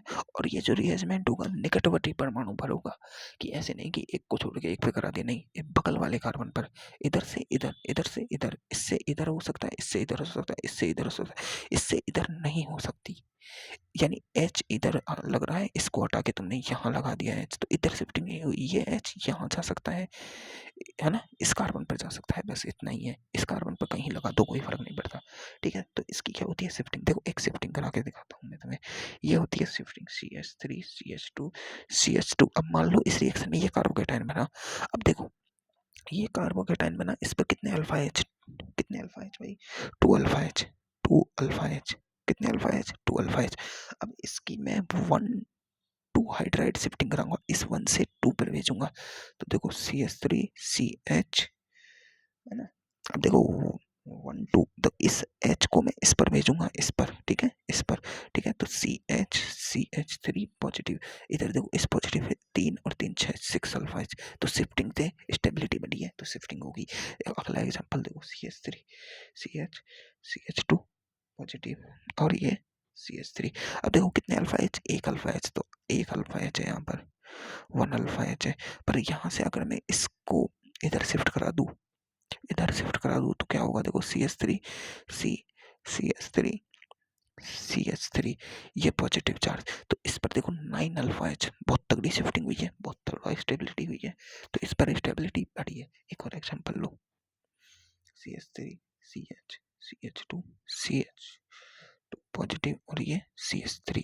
अब देखो इससे मैं इधर शिफ्ट कराऊं, इसको H को इधर भेजता हूँ, तो क्या होगी? ये 1 2 हाइड्राइड शिफ्ट है, CH3 CH CH और CH3 और CH3, ये पॉजिटिव चार्ज, तो देखो 1 alpha H, 3 alpha, 4 alpha H, इधर कितने थे? इससे 2 अल्फा H, तो बढ़िया स्टेबिलिटी करा सकते हैं। आगे देखो इस H को मैं इधर भेज दूं, तो एक और हो जाएगी 2 3 हाइड्राइड शिफ्टिंग, कितनी? 2 3 हाइड्राइड शिफ्टिंग, तो CH3 CH2 CH3 और CH3 और पॉजिटिव, इधर देखो 3 और 3 6 और 2 8 8 अल्फा H, तो जैसे जैसे इधर जा रहे हैं शिफ्टिंग करा रहे हैं, अल्फा H बढ़ रहे हैं, स्टेबिलिटी बढ़ रही है, तो अपन करा सकते हैं ऐसे 1 3 शिफ्टिंग।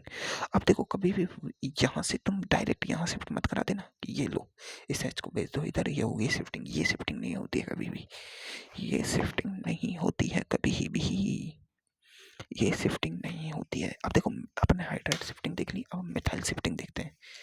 क्या देखते हैं यार? टाइम बहुत हो गया, बाद में करेंगे, चलो।